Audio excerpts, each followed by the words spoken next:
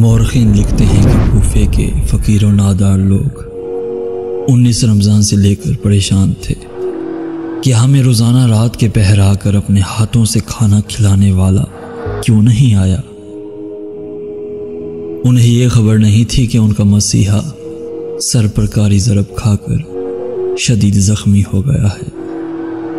مگر اس حالت میں بھی ان مساکین کا خیال دل سے نہیں نکالا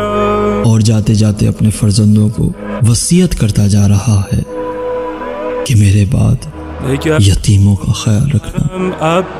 میرے بعد یتیموں کا خیال رکھنا۔ امید خواهرم عباس، پناه دخترم عباس،